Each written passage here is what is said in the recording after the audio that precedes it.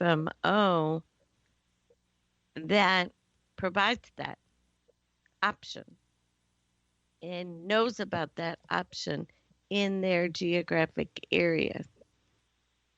And so that's a big deal to people. And Well, they need to. we appreciate that, with you and many of the brokers in your area there. It's we agree, and there's you touched on something with the drugs. It is critical that folks understand that the different prescription drug plans or Medicare Advantage plans that have prescription drug benefits, that they'd look around each year if their drugs change, because plans change from year to year.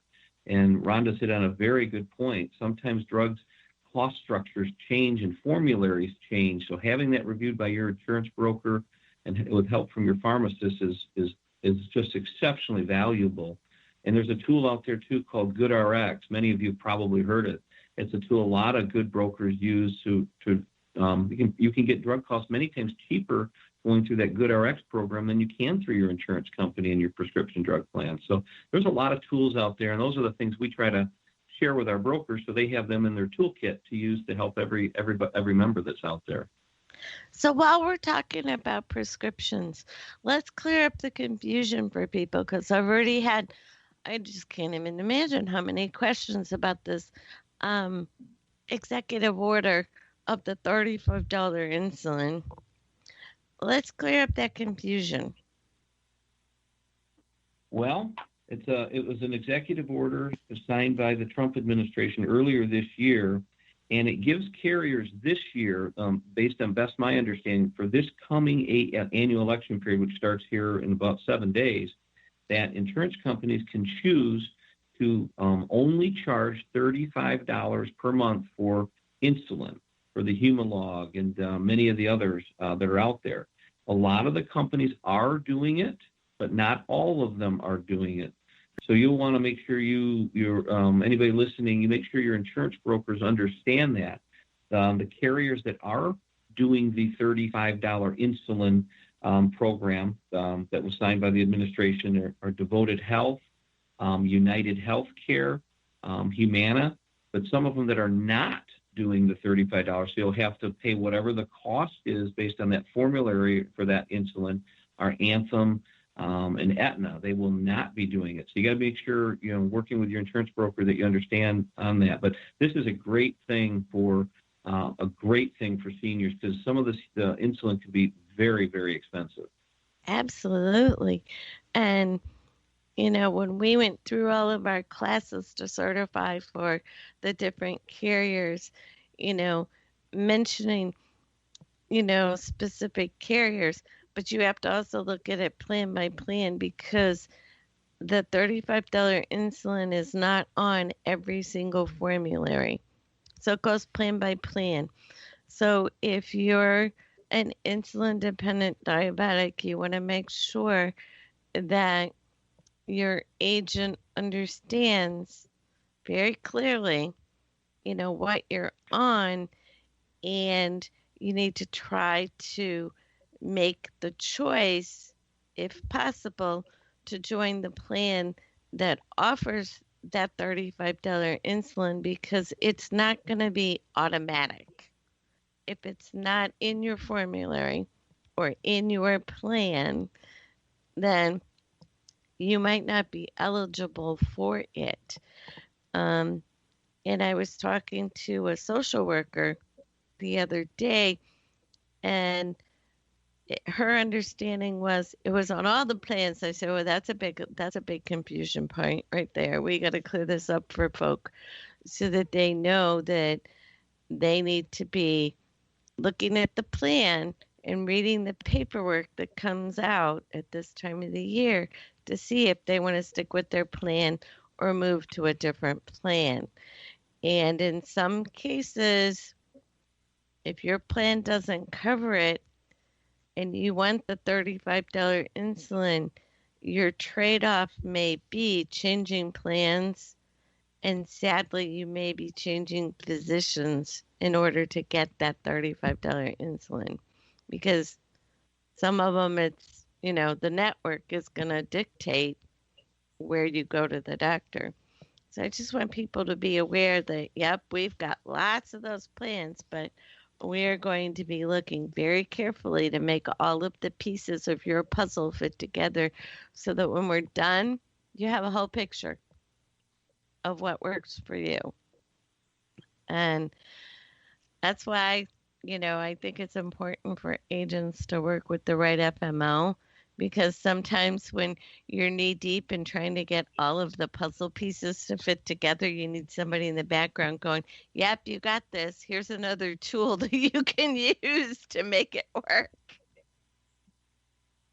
Yeah, and we're heading into that busy time right now where those tools certainly can help take some of the pressure off of you guys as brokers during this very, very busy time here starting next week. I know, I was practicing yesterday. I did two clients, that like, okay, let me see what's going on with their medications and make sure everything is, still good and everything. I'm like, okay, this is a good practice because next week we're going live. And so it was kind of good to try to work some of the kinks out. So when you are recruiting new independent agents, what kind of agents are you looking for when you're recruiting new people to come and, fill these spots that the carriers all need? Yeah, that's a really interesting question. Is we've developed our model because we work with independent producers. What that means is everybody who works with us, they own their own book of business. It's their book of business, so it's theirs. What we look for is certainly we want to work with brokers that are writing business. It doesn't help us a lot if there's a broker that, and we see it all over the map. There's brokers that write a lot of business that require very little time. They just, when they need us, they want us here and we're here for them. And we have others that don't write very much business that require a lot of time. So what we really look for is a broker that's really going to invest in themselves and invest in their business. Because if they're not going to invest in their business and growing it and taking care of their clients and their members, why am I going to invest in it? So we really look for folks that are really serious about the market, that want to grow their business, and then we'll work with them in that front, because then it's a mutually beneficial. It works for them, works for their members, their insurance members that they write, and works for us. So that's probably the key thing. Just brokers that are really interested in expanding and growing their market share. Absolutely. So it's a win-win-win. Yeah, so absolutely. And we work with brokers. Just one thing I want to add, Rhonda, too, is sometimes, we do not want brokers that are not doing the right thing by their clients. So if we find that brokers are kind of skirting, we will talk to them. We will try to educate them. And if they can't fly the straight and narrow, we'll sever our relationship with them, because our reputation is important in the marketplace. Absolutely. Plus, you have to maintain a certain level of compliance in your agreement between you and the carrier. That is exactly right. Yeah, there's a lot of compliance oversight. All the insurance carriers audit FMOs. They either come on site or they'll do questionnaires. A lot of it's moved now to the IT side to make sure your systems are secure. So yeah, there is definitely a lot of oversight today that wasn't that way, 5, 6, 7 years ago. No, but now that we have so much going on virtually, especially this year, we can expect that, to be fairly well monitored so that our clients, the end user, gets what they need. And it's hard to get them what they need virtually if we don't monitor our system for what we can improve on later and make sure that everybody's well cared for. So in our last, I'm sorry, go ahead.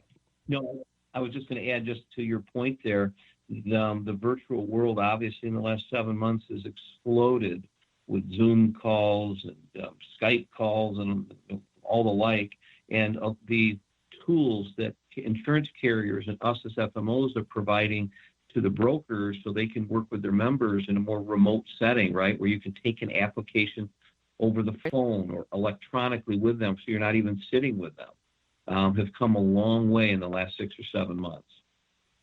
Absolutely, they have. It's been a learning curve, but it was necessary. We can't endanger people, but they still have to get signed up and make sure that things are going to be fine for them for 2021. So, in the last minute that we have here, tell people about your website and how they can reach out to you if they want more information. Yeah, our website is quickinsuredbrokerage.com. That's quickinsuredbrokerage.com. And we have a lot of information out there. Our direct phone number here at the office is 330-722-7070, and I'm at extension 301. Would love to have a conversation with any broker that's looking for a home or just wants to find more information out about us. You can certainly find us on Facebook as well. We'd love the opportunity to work with new brokers, whether you're brand new into the space or you've been in the business for 30 or 40 years. We work with everybody. And Rhonda, I appreciate your time today and inviting us to participate in this. Well, it's been awesome, and we got some great information out for people, and that's important at this time of the year because this is the time when decisions are made, and the choice has got to last good for the whole year. So it's been awesome. So I want to thank you very much, Lincoln, for joining us. It's been really good to have you here with us today. And for everybody, remember, it's rcmoneycoach.com. And if you're looking for the Medicare free things, it's rcmoneycoach.com/Medicare. You put in your name, your email address, and you will get a series of 5 emails that give you really great overview information on Medicare and how things work. And until next time, as I always say, you know what I'm going to say, be grateful and you will attract good things. Thanks, everybody. Talk to you next time.